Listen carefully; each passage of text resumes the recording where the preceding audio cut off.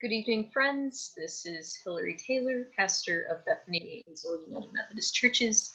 We're going to do a pause on the recording really quick, and then we'll pick back up right when we begin the rest of our presentation. We're going to do some in-group housekeeping details and also some kind of reflections together before we begin the main book study. So stay tuned. Thank you very much. Reverend Morris Waymer. Morris is a very dear friend, and I am so thankful for Morris because he has seen me at my worst, and he has helped me and prayed for me to be better, and is still willing to sit next to me at meetings and talk with me and entertain an invitation to join us for this time together. In reading this chapter of the Re-Crucified Christ, one of the things, wait, that is the title of this one, right? Yes. Okay, I just suddenly had a brain warp and I was like, wait. And Zoom is so crazy because people are on mute. Anyway, in reading the Re-Crucified Christ, when Hillary and I were talking, this was one of the ones where I knew I wanted to ask Morris if he would be willing to participate. Because Morris has been someone who has helped to educate me. He has been one of those safe places for me to ask questions and not feel like I was going to get up. Are you kidding me? Even though he might have been feeling it on the inside, he hides it well. And, you know, Paula, I think about earlier when you mentioned Colin Kaepernick. I am one of those that I did not understand. Why are we kneeling during this? What's so horrible about this? When I was a teacher and the kids, didn't want to stand for the pledge, and here I was, well, it's my classroom, you're going to stand for the pledge. You don't have to say it, you don't have to put your hand over your heart, but you're going to stand, that kind of a thing. It wasn't until a conversation that we had and I hope I'm not breaching confidence, but in our covenant group, when Morris shared a personal story and he made the comment of, but there's not liberty and justice for all. And I had never had anyone say that to me, and I cried because it rocked me to the point of, oh my gosh, I've just taken it for granted my whole life. And I didn't say this, but you're so right. And I see it now. I don't think I will ever understand because I am, again, a white girl. But I am so much closer to understanding. And I'm thankful for that. And because he has such a way of speaking truth about this, I wanted us to invite him to be a part of this. So Morris, we have questions, but we'd love for you to begin sharing if you would like to. Just in light of the Re-Crucified Christ, and as we talk about this movement of Black Lives Matter, as a Black man in the world today, as a person of color in the world today, how do you live day after day in this? And you started talking about that a little bit with the speaking out and acting out with racism, but I'll turn it over for you to share. All right, well, my name is Morris Waymer Jr. I serve New Francis Brown United Methodist Church in the beautiful city of North Charleston. Thanks to the Reverend Robin Deese. I greatly appreciate that. She didn't want me to leave the Hartsville district, but she had to let me go eventually. But it still worked out all good. Now, Angela was sharing that brief snippet about that story, and I'll give you the story in the background setting. We were at our granddaughter's graduation. Our granddaughter has special needs. She was born with the umbilical cord wrapped around her neck. She had no life. She was placed on a cooling board for more than 6 months, and she is currently 9 years old today. Now, she's not able to speak like you and me. She has a feeding tube, but she is just as bright and brilliant as any other 9-year-old should be. But we were at her graduation. And as the person said, may we all please stand for the Pledge of Allegiance. And I stood up. I did not put my hand over my heart, but growing up in elementary school, hey, we're going to say the Pledge of Allegiance. Let's put a hand over heart. Let's recite these words. And I know these words inside and out. I can close my eyes and can still recite to you the Pledge of Allegiance. And you notice when you're standing up and you know someone is looking and staring, and they have that stare and that glare that could just kill you from the inside out. And I strategically looked over my right shoulder, and there was a lady giving me this look like I had, as my mom would say, licked the red off of her candy. But I hadn't done anything to her, and she could not understand why I do not have my hand over my heart. Why are my lips not moving for the Pledge of Allegiance? As a child, it was a ritual, and as a child, it was something that was fun and memorable to do. As an adult, getting to know Christ, I can't pledge my allegiance to a flag. This flag cannot do anything for me. I understand the significance of it, but this flag can't feed me, it can't save me, it can't heal me, it can't love me, it can't forgive me, it can't shelter me. I know that I'm a child of God, and my allegiance belongs to God first. Now, everyone may not agree, but hey, that's where I am right about now. I've seen my dad who served in Vietnam. He and his twin brother, and both of them, they're the last two boys on the home property, and both of them should not have been at Vietnam at the same time.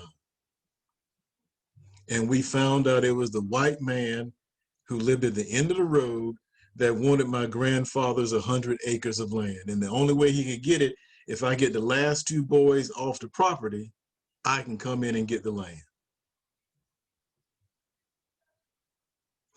So tell me, where is the liberty and justice? Tell me, where is it? And as a child, you can recite some things and go over things, but as an adult and getting closer to God and building this relationship with God, you start to see things differently. Where is the liberty and justice for all in this world? I haven't seen it yet. And yes, I will stand. And yes, I will say the words, but you will not see my mouth moving. But I know in my heart, and my allegiance really belongs, and it belongs with God. The second thing, and I'll be done so we can talk about this.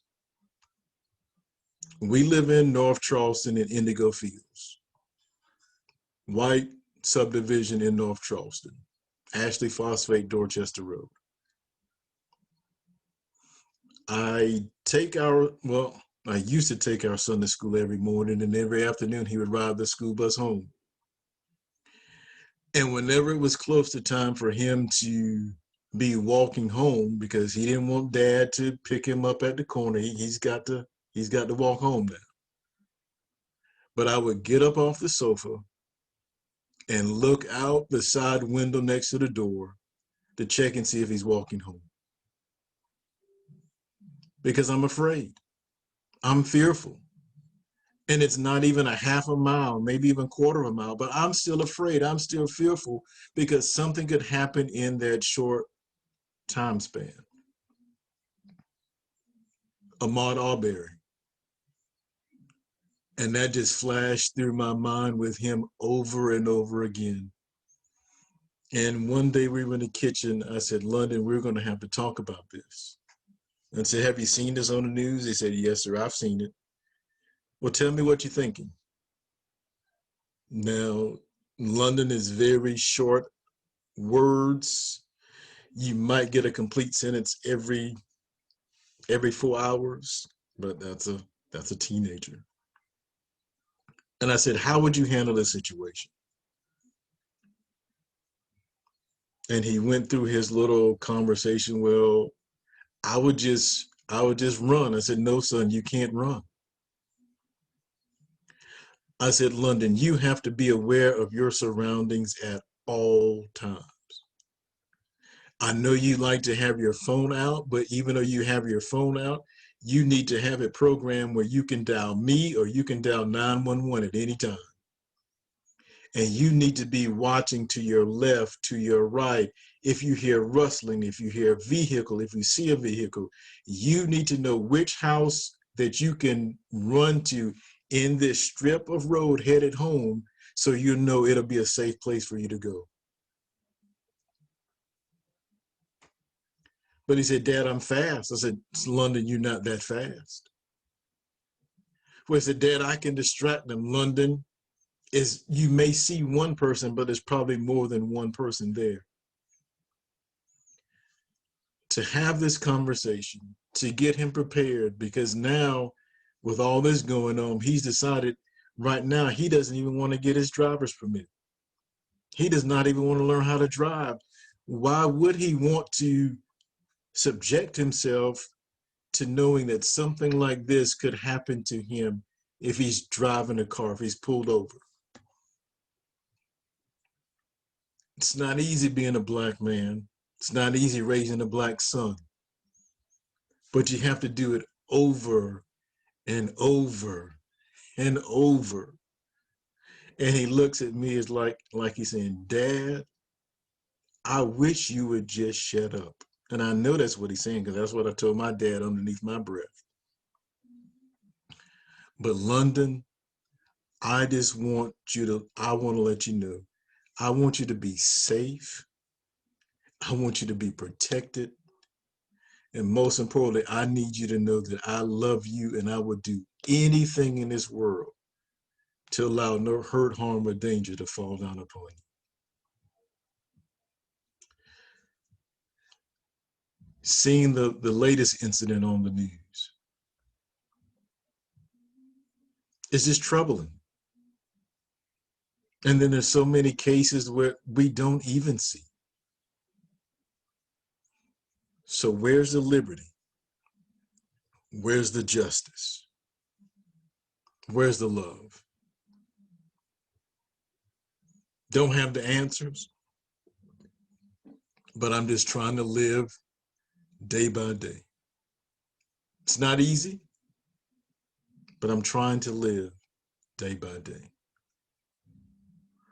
The last thing I want to share is a family experience. I gave personal, London, and our family. As a family, we're going out to eat to a restaurant right up the street from us. And we walk in and they have like stools around the little bar area for families to sit. And they have booths along the other wall. And there was a white lady and her daughter, and then there was an empty booth. And Nikki, London, myself, we sat down to get something to eat. And we sat down and we looked at the menus because they had the menus on the table, and we waited and we waited. And there were 3 people working inside the restaurant. One was at drive-through and the other 2 were serving the people at the counter and the booths. And we waited. Didn't get any silverware. Weren't even asked, hey, how are you doing? Didn't even get anything to drink. And when the white family, mother, father, and 2 children came in and sat to the bar area, the person immediately got up and went directly to them. And the white lady that was sitting, because I could see her because we could make eye contact, and she looked at me and was like, did that just really happen? And I said, yes. So Nikki, London, and Morris proceeded to walk out of that restaurant, never to return again. Because if you can't see me, and if you don't value me, and you think something that I have is going to rub off or cause you pain, I eat just like you eat. My money is just as good as your money. I mean, this is a public place. Yes, racism still exists. Don't be fooled by that. Racism still exists. And the young servant was maybe between 19 to 21.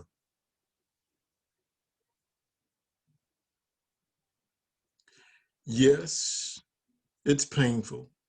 Yes, it hurts. But I still have to trust God and pray to God each and every day and each and every night.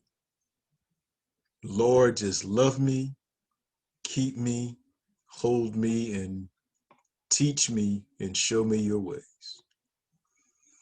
Because it's hard being Black, raising a Black son. But I thank God I have a spouse who can say some things in the way that I can't say them as a preacher every once in a while. But doggone it, she does an excellent job in saying it in the way that, yeah, I got your attention. All right. So I'm good with sharing. If you want to ask me some questions, comments, observations, feel free, and I will answer to the best of my ability.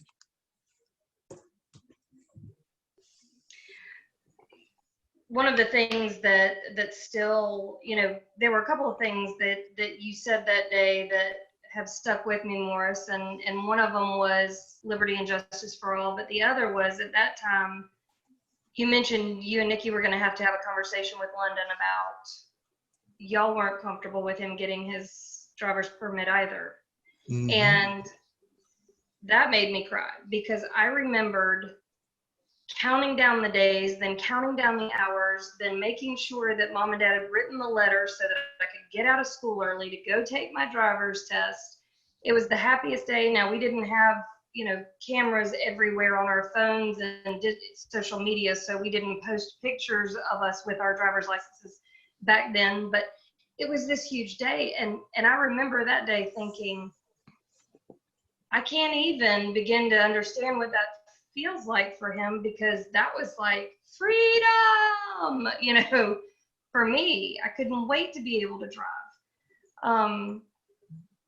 So I wanted to tag on that, but I also wanted to say, or I wanted to ask, during this time, especially on social media, but in daily conversations, when we talk about Black lives do matter,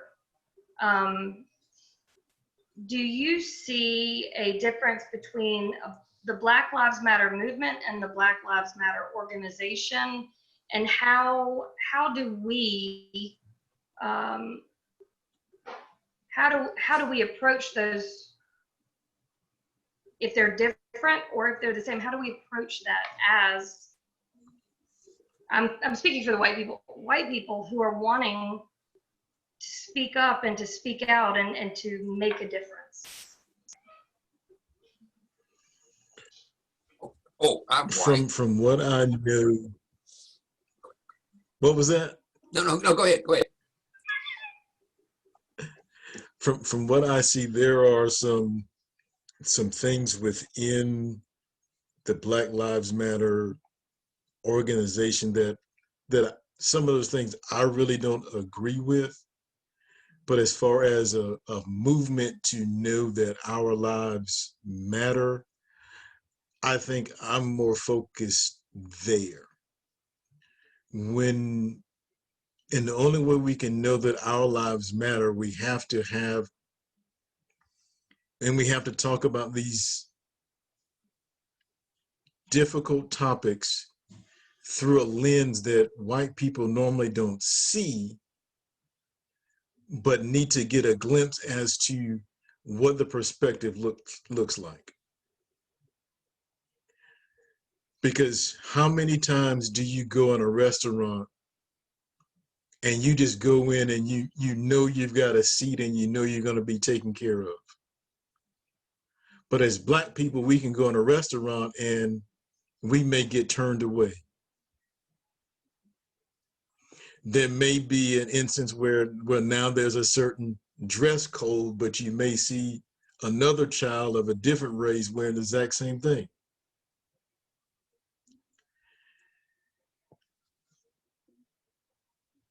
Our lives matter greatly. And I want people to see African Americans as true, authentic, living, breathing people. We're just as intelligent. We're just as gifted, skilled. We can do almost anything you give us the opportunity to do.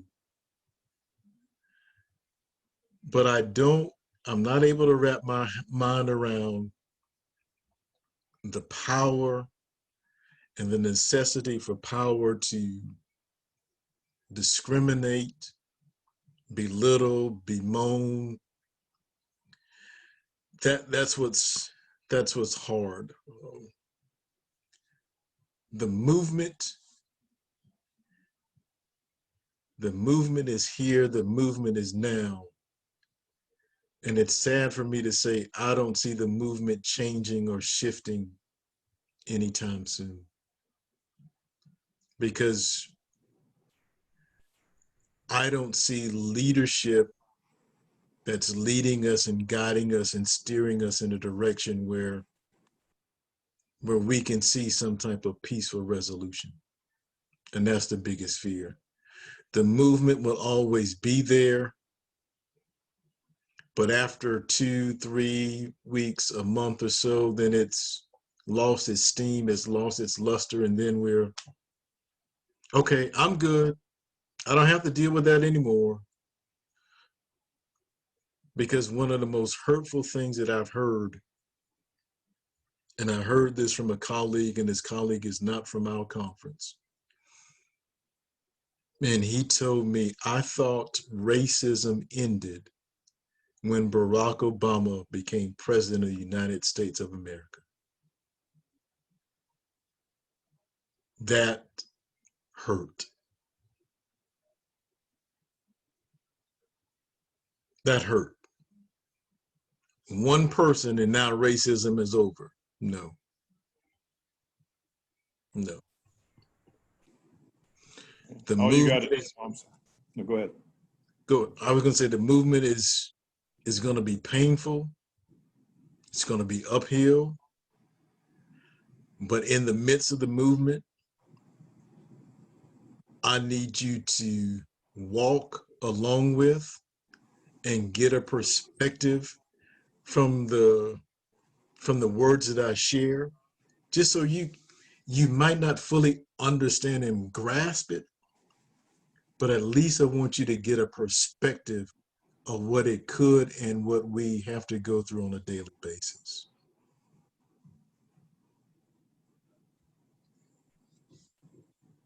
Go ahead.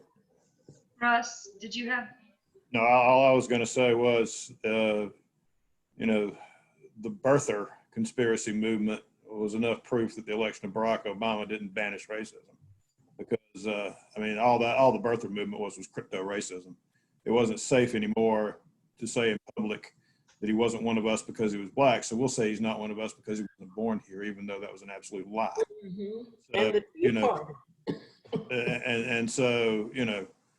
And there's some people who I won't mention who actually rose to fairly high office based on the publicity they got from that argument. So, it's yeah. Mm-hmm. So I guess sorry, go ahead. No, just what I would say is the problem that we have as people like you and me and Mortimer, and Paula and Becky and Hillary, is we look at the world through wide eyes. It's when they were tearing down those statues, and which I thought and they announced that they're going to get rid of Aunt Jemima. I thought, oh, Aunt Jemima, come on. All right, Aunt Jemima. One of my co-workers well, she's not as old as me. Nobody this side of the grave is older than me, but she's in her 50s. And we've been working together like 5 years. And I asked her if she found Aunt Jemima to be offensive. And she didn't ask me at first. And I think what she was doing was thinking, okay, on the one hand, I know Don, but on the other hand, I see what color he is. I really want to get into it. She finally answered me and she said, yes, I do. I've considered it offensive all my life. And I went, oh, really? And I said, I'm not going to argue with you. I asked your opinion, you gave it to me. We would have never saw that. And this is a very, very small thing. We'll never understand what people like Reverend Weiner. Like, for example, I was worried about my son coming home because I figured he would get drunk and get arrested, but I was never worried about him getting killed. Never. Yeah.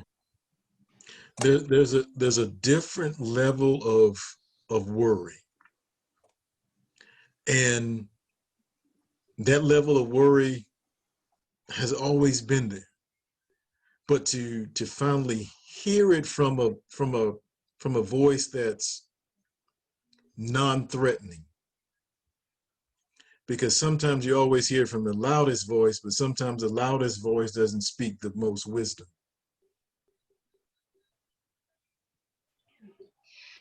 So I know that I've experienced it in conversation, but also in social media, where anytime the phrase Black Lives Matter is put out there, you always have those that then say, all lives matter. How do you respond, and how do you work through that, or how do you help those who respond with, but all lives matter? You know, God made us all in God's image, so all lives matter. How do you engage that conversation? How do I engage when someone says that all lives matter? Well, I haven't personally engaged anyone in that conversation per se.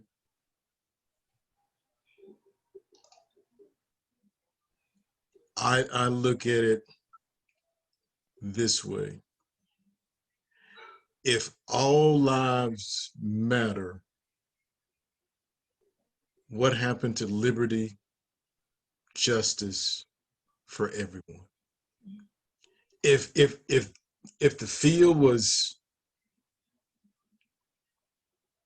level, but the field has never been level. Never. Even when it appears that it's green, there still may be some fake green on top of it, maybe a hole dug underneath one of the spots in the field. It's never been completely level. All lives do matter to God. I can say that. But to see the injustices that have been done to us, and the non-ability to recognize that these have been done, and you see them, but you still say these awful things. No, my life matters. And until I can get, but I got to remember, everything that was written about the United States of America didn't include me in the beginning. So I understand where you're saying that all from, because you're coming from this place of this privilege of having these things for you. But in reality, it's not talking about all. It's talking about white first, and anyone else is, like in the scripture, even the dogs get the crumbs from the table.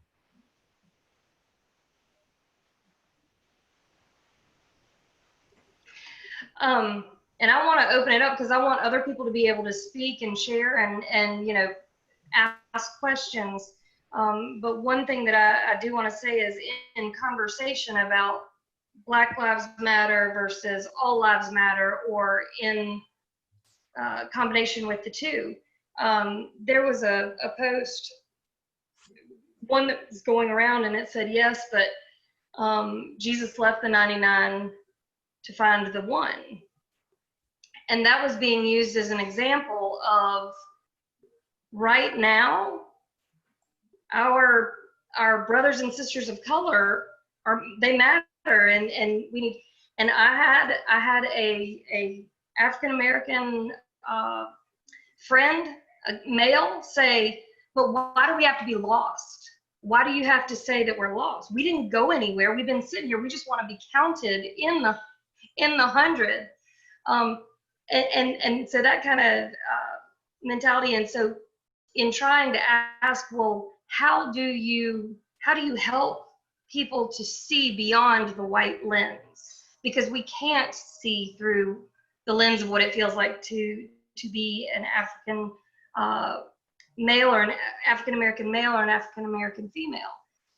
And the example that I've since heard from others is, well, when there is a house on fire in the neighborhood and the fire truck pulls up, you don't go to a house that's not on fire. You go to the house that's on fire and you help the person that is in danger. And so in this day and time, whenever there is so much danger, and you have to live in such a prepared state of mind when you leave the house, when you drive your car, when you are going to be stopped, the set of rules that you know that I've never been taught. Trying to help people understand your house is not on fire. It's not your birthday. When it's your birthday, we'll celebrate your birthday. That sort of thing. Trying to help with that. Well, that analogy about the house on fire, I've seen a personal experience where a church was on fire, the fire department showed up and still did not connect to the fire hydrants to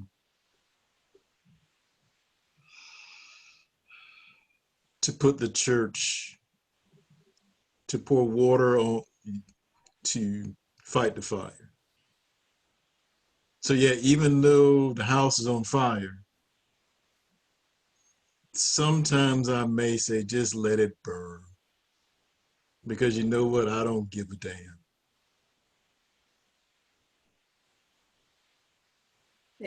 If truly all lives mattered, if we acted like all lives mattered, then we wouldn't have to say Black Lives Matter.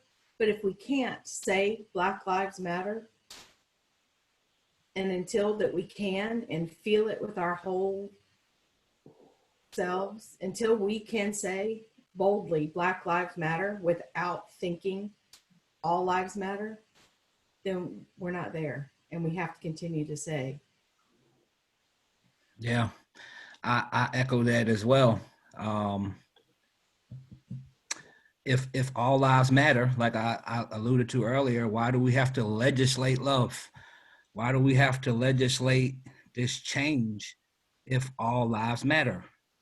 So if Black lives mattered, yeah, then it would almost go without saying to say all lives matter.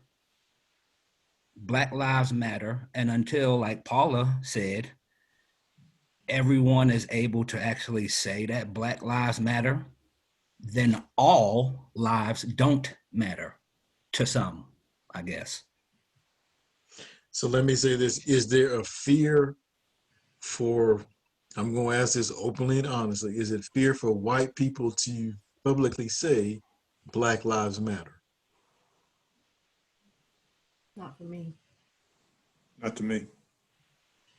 I can only speak for myself, but I don't have the fear, and I do, and I say it. But I do know some white people who are either afraid to say it, or quite frankly, I saw you talking about memes on Facebook. You know, someone said that when said Joe Biden's selection of Kamala Harris as his running mate has made it a lot easier for me to play Spot the Racist on Facebook. Okay. So, and the comfort level that a white person has with saying Black Lives Matter also makes it easier to say Spot the Racist too. You know, I mean, you got some people who won't say it because they're afraid, and some people who won't say it just because they don't want to, you know? Well, the thing is, there, in my mind, there are 3 rules to the internet. Always keep your virus definitions up to date.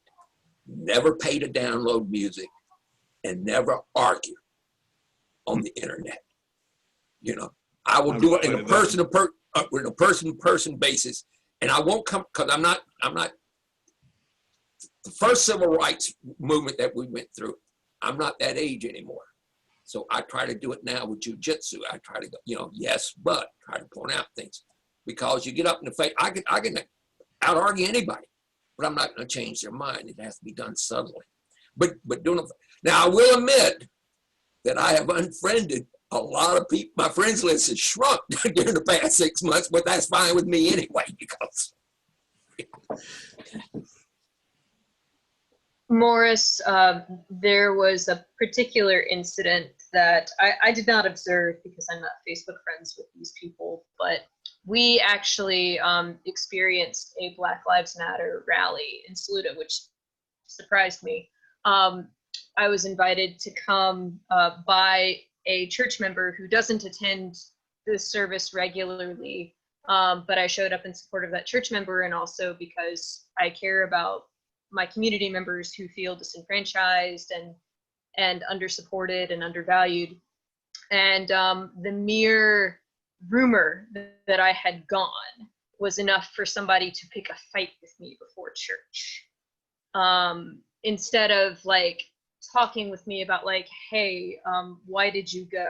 Like, what does this phrase mean? So I mean, there's that. There's also, there was a moment where there was a young Black person in the county square. If you hear any rustling, that's my dog going after a bone. So I'm sorry for all the noise. These are my fur children, so I can't do anything about them. There was a young Black person who was holding a sign that said Black Lives Matter. And it's somebody put a picture up on their own Facebook page and said how despicable, how unpatriotic, blah, blah, blah.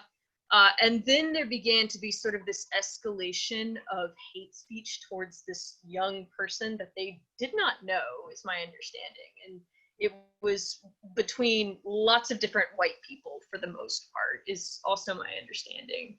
And it continued until like somebody said, somebody should throw fireworks at this person. And another person joined in and said, I've got the fireworks. Just let me know when this happens. And it prompted a lot of pushback from other people, thankfully, who said, how dare you, say these things? This is ridiculous. This is awful. This is unchristian. And those responses and perhaps even those profiles were taken down. Again, this is all sort of secondhand information to me, but this is the kind of reaction that the simple phrase Black Lives Matter is spurring in my own community right now.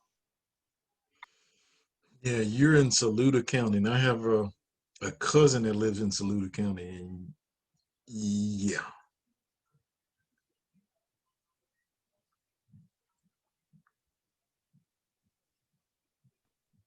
So I have been quiet all evening here.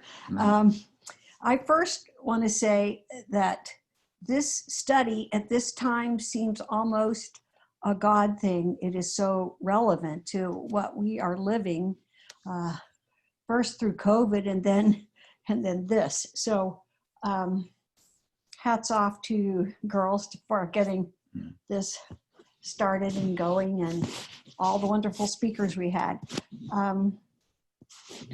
I was thinking about how around here, it seems like that my friends that are Black are getting more pushback now, more, they're having more feelings of being, of prejudice being shown against them, of things not happening the way they were all of the before all of the protests started. And I wondered if anybody else is seeing that happen in their communities.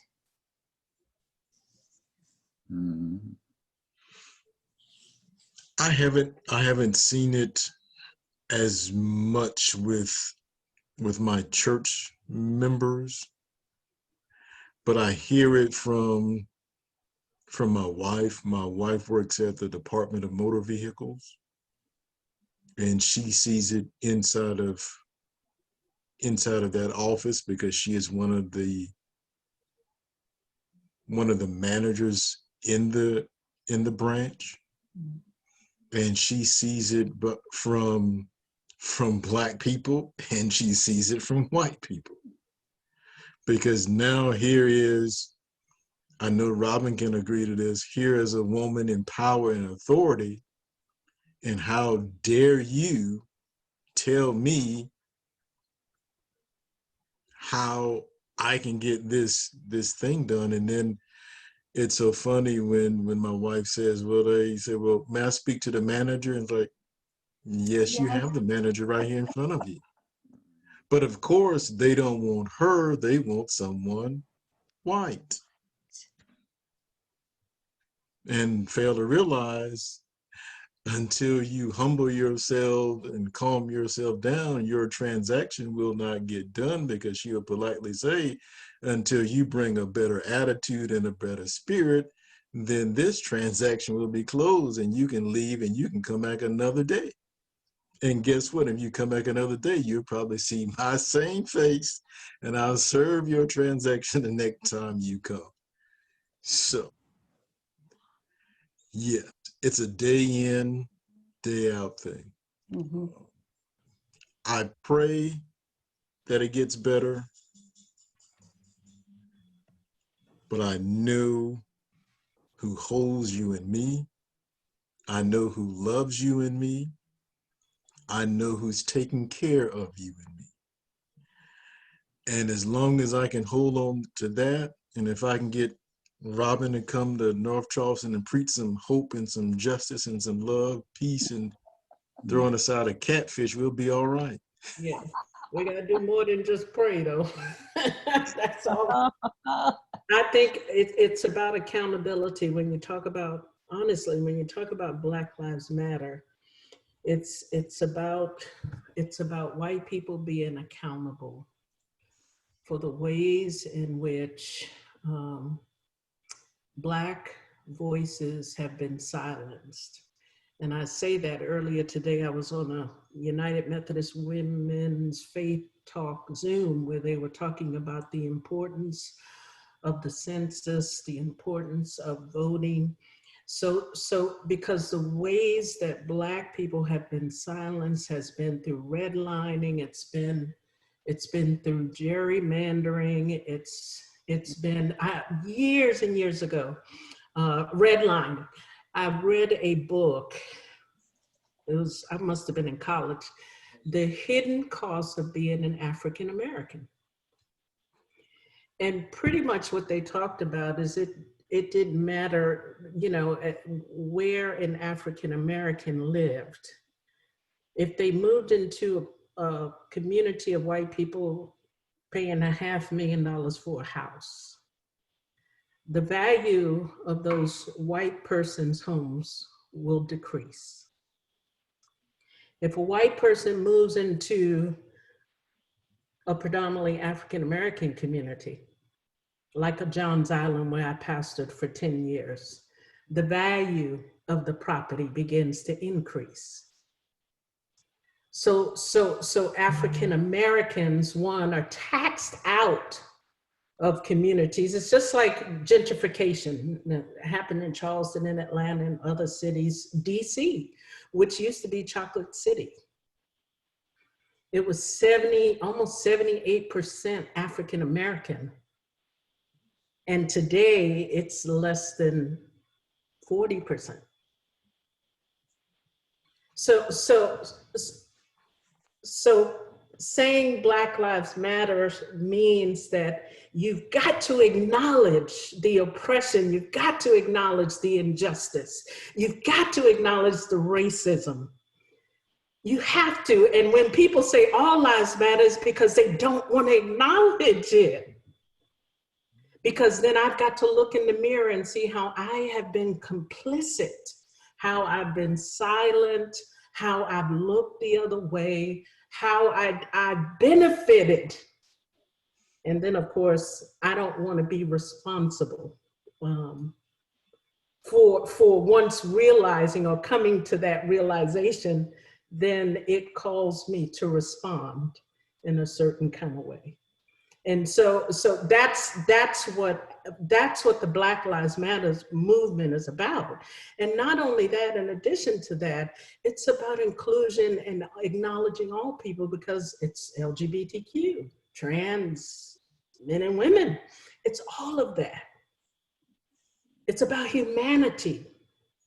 It's about recognizing that God created every last one of us and God didn't make a mistake.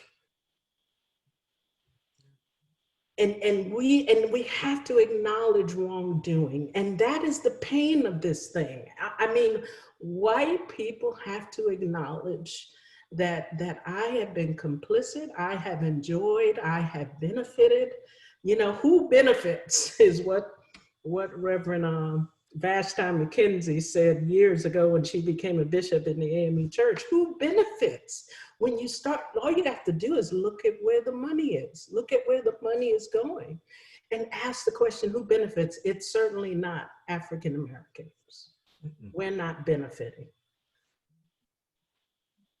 And so yes, Black Lives Matter is important. It requires us to be accountable. It requires white people to be accountable for some of the atrocities that have happened over the last 400 or more years.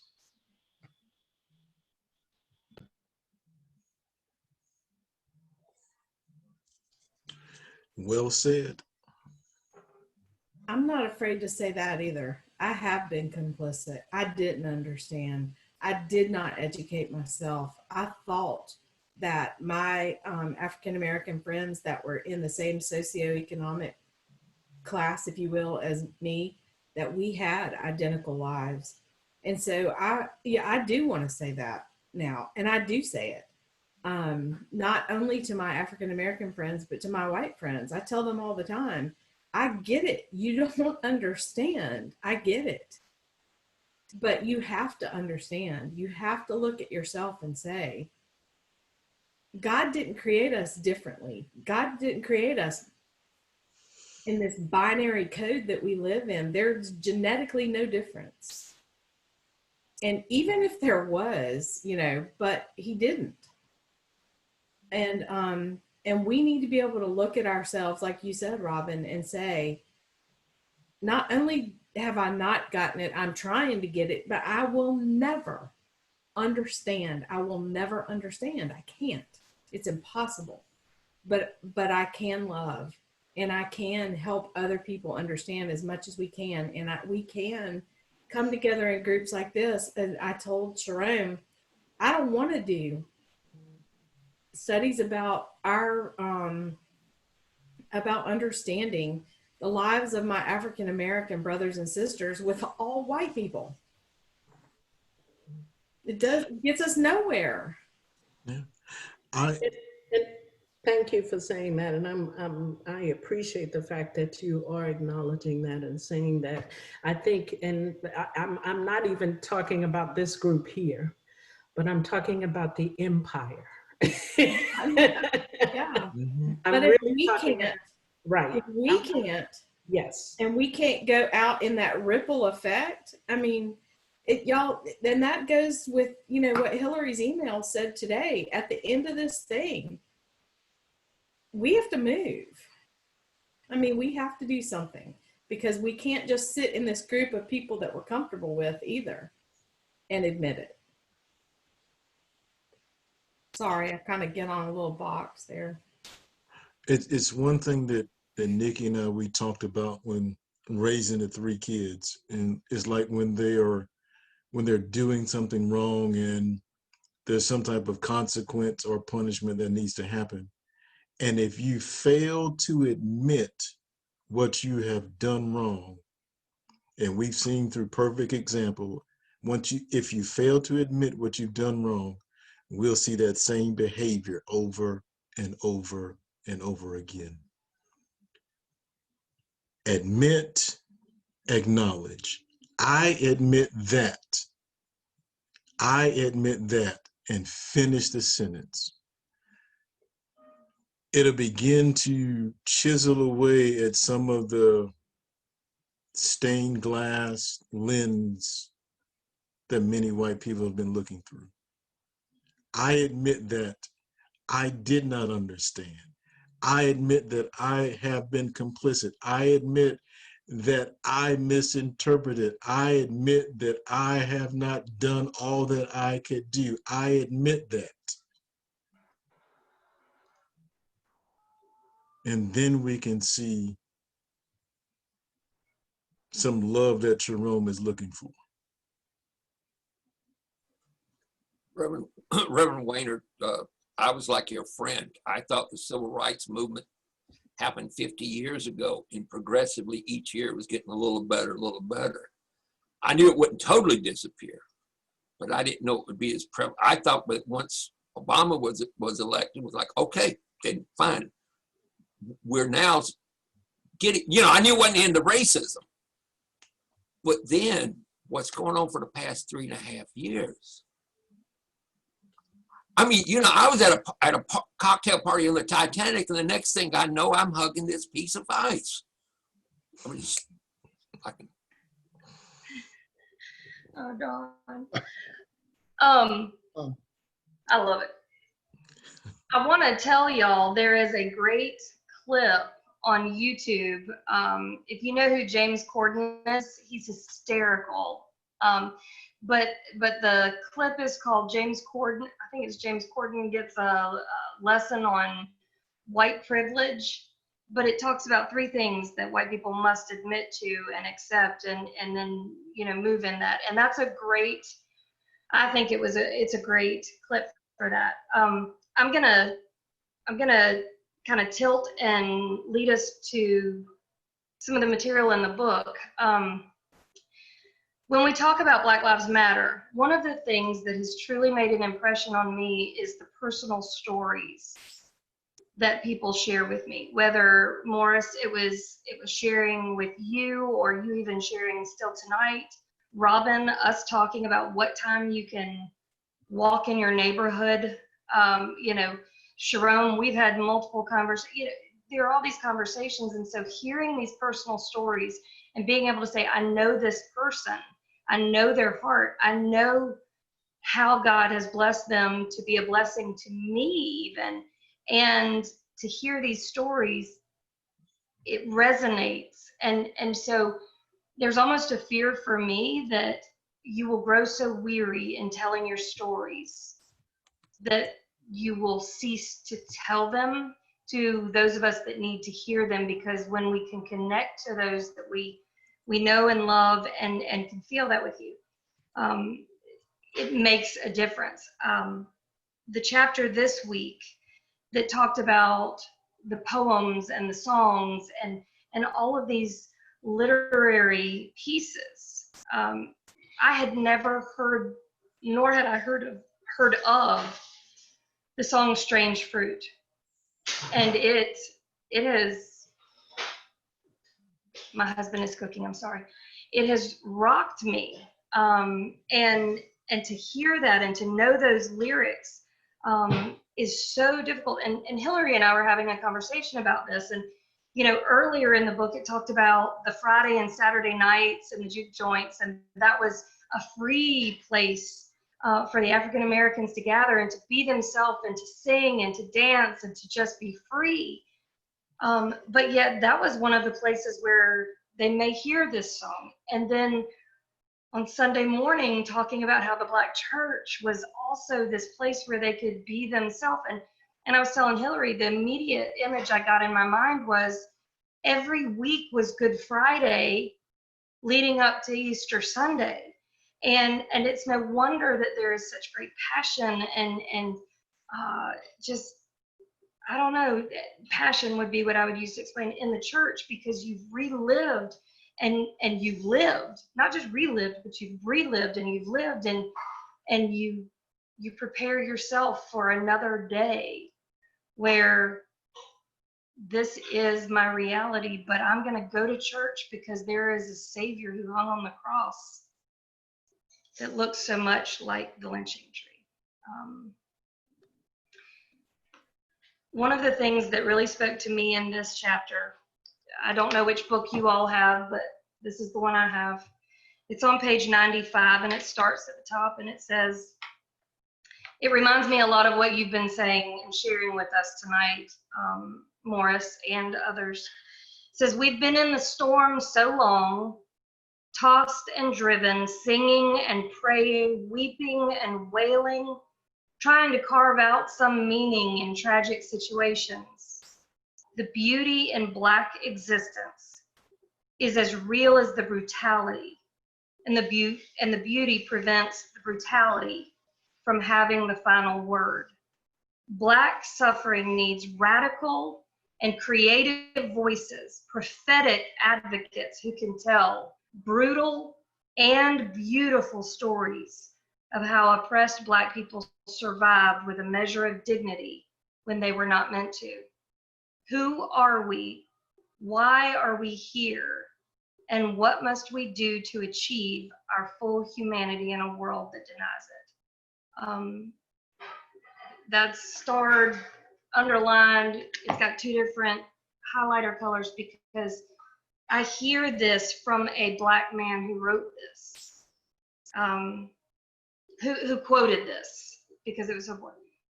But I hear it as a call to action for myself, that I too, and you also, are called to tell the brutal and the beautiful at all costs, because the beautiful must have the final word, because that's where the love is.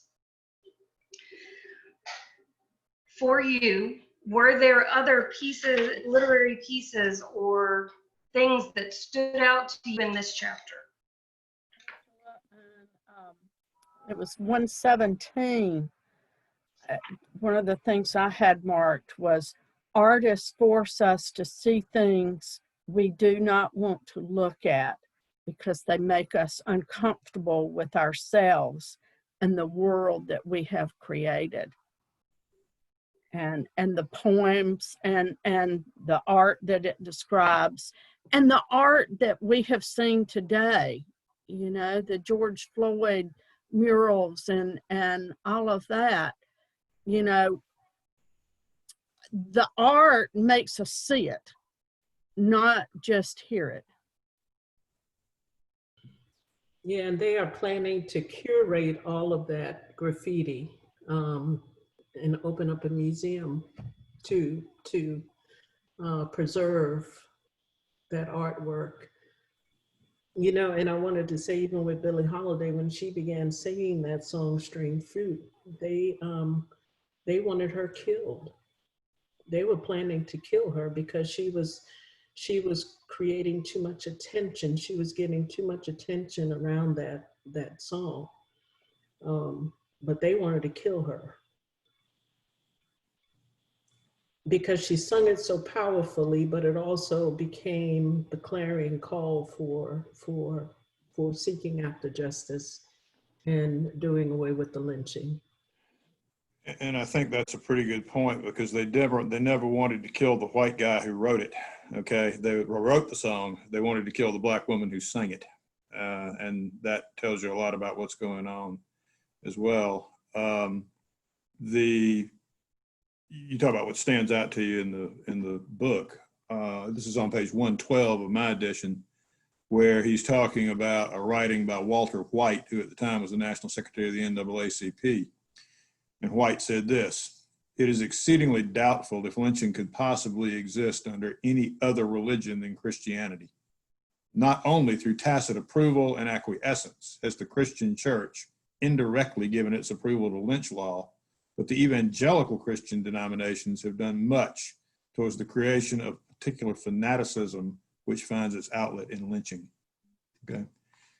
That reaffirms something that I have always said, and that is so many people use their religion not for illumination, but for support. And what I mean by that is that they use it to make themselves feel good about their bigotry. Okay. I don't hate you because I hate you. I hate you because the Lord says I have to hate you, or, you know, something like that. Okay. And so I think that was just spot on. I mean, that is an indictment that the white Christian church, I think, needs to receive. You talk about being accountable for the atrocities of the past and the present. And I think that's an indictment that the white Christian church has to receive. It really does. It's got to receive it. It's got to deal with it. It's got to plead guilty to it, because until you admit you have a problem, you'll never get at solving the problem. Because you're just showing us a present day glimpse into the previous history. I mean, you stand up in the pulpit and preach this message of salvation, and then as soon as you leave the pulpit, you going outside and you getting ready to hang a black man. What? I mean, we see. Watch your wife have sex with the pool guy. Apparently more than one guy multiple times. Yeah. So. Yeah, but Hypocrites. but our ancestors have seen this firsthand, and then now we're living in a different mode, a different form of it.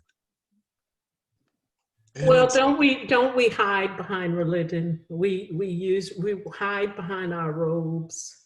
Mhm. We hide behind our pulpits. You know, we hide behind our religion to do our sinful deeds. I mean, the church, remember, let's go back. The church was always complicit and said, this is of God. Slavery is of God. This is what God wants for you. So the church has always played a significant role in that. And we keep perpetuating it every day. I'm reminded that my undergrad professor, Dr. Latta Thomas, said something many years ago, and it's coming back to me tonight as I hear the discussion. And he talked about the white Christian philosophy, and Morris, you touched on it, that you are my brother and sister while we're in church. But beyond the church, I don't know you. I don't have any affiliation with you. And he talked about that being the danger.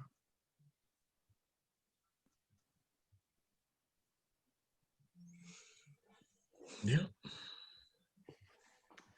For me, considering we are all Christian, You say considering, yes.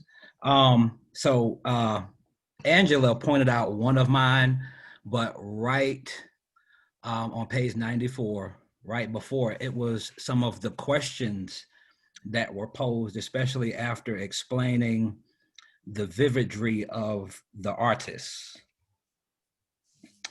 So in the wake of slavery and the Civil War, there was so much ugliness in Black life that one would have to be blind not to see it. And nothing, absolutely nothing, was uglier than lynching in all of its many forms: hanging, burning, beating, dragging, shooting, as well as torture, mutilation, especially castration. And yet so many were blind, deaf, and dumb. What enabled artists to see what Christian theologians and ministers would not? What prevented these theologians and ministers, who should have been the first to see God's revelation in Black suffering, from recognizing the obvious gospel truth?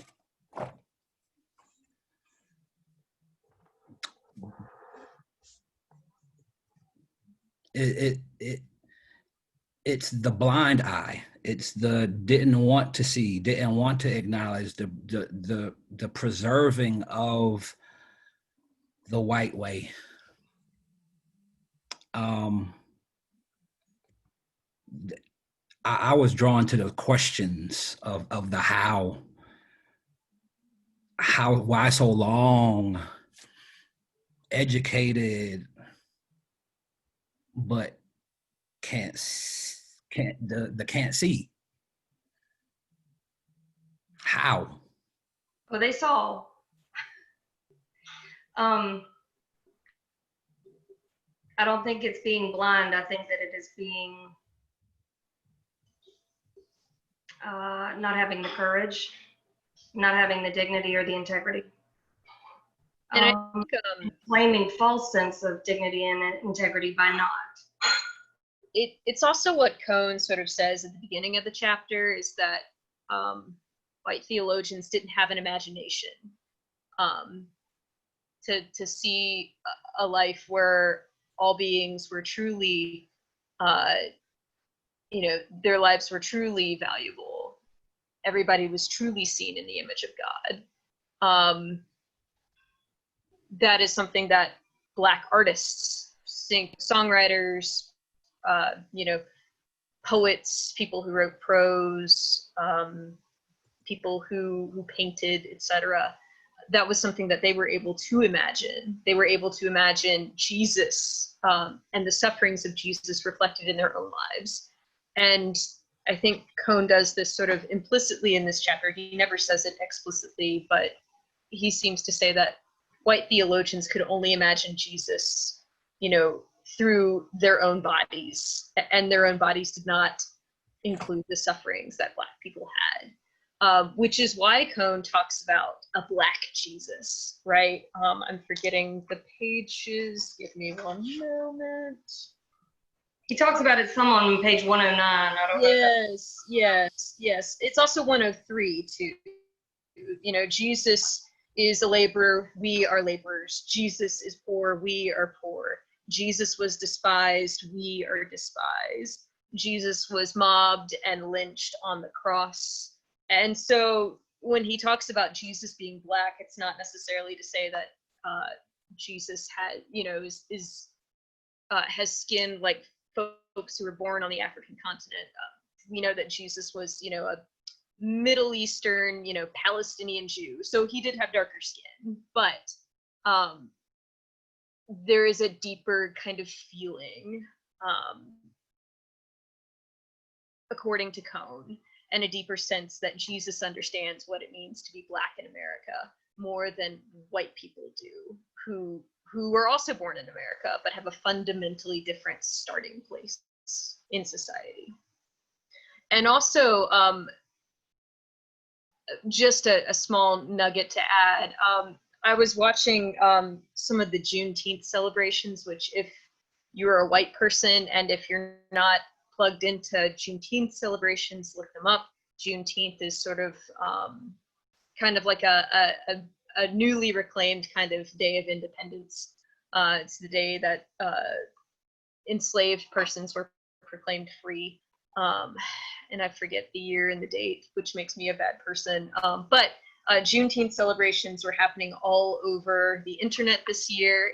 And I heard one speaker talk about how the arts are a means of resistance against injustice, and how the arts are the first things that funding is pulled from when, there is civil unrest, right? And so that's not unintentional. That is very intentional. And people cite like, oh, well, there's just not enough funding, et cetera, et cetera.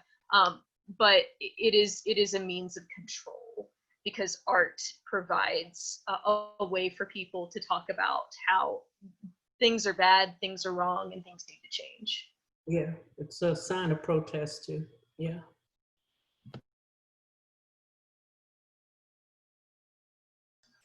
Well, friends, we have once again, and I'm not going to apologize because it's been really good conversation, but we are at a place where we've gone past the original that we said we might come to a close. So I would just ask if there are anything that you haven't said that you would like to say in regard to this chapter.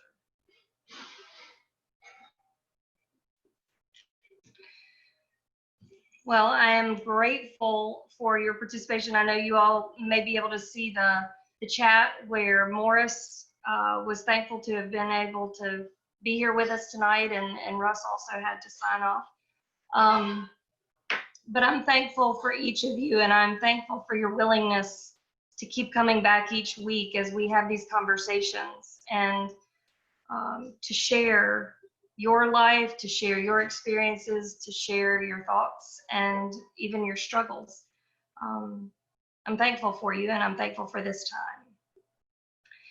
As we prepare to say goodnight, I would like to open it up, and Paula, would you close us in prayer this evening? Always. Please pray with me.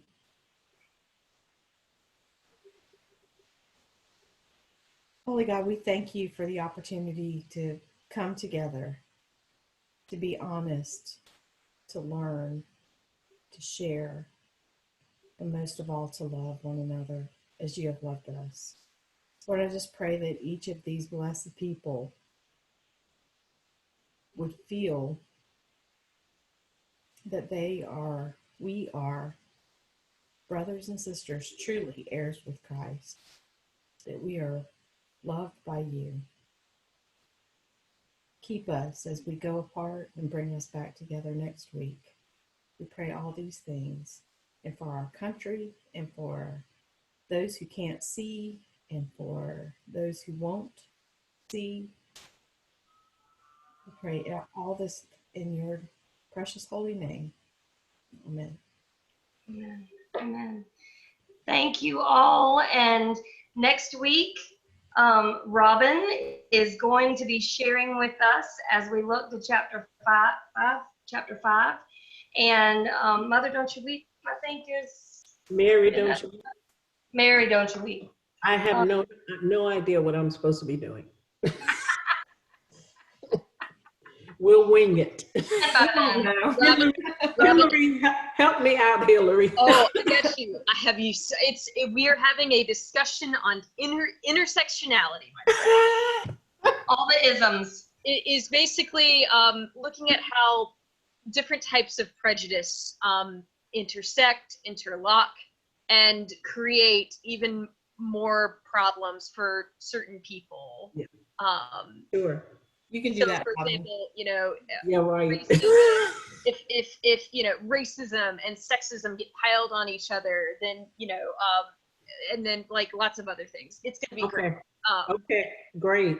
Robin already knows these things, but for those of you who have never heard the term intersectionality, it's great. It's so much fun. Mm-hmm. I want to thank y'all for recording this, because if I could not have watched Dr. Brown from last week, I would have missed something very, very rich. I could pick her brain for days. I'm telling you, she's awesome. Now, is that already ready? Is it already posted? I found it. It's already posted. Okay. And I'm going to go ahead and stop recording now. Thank you for those of you who are joining us remotely. Bye.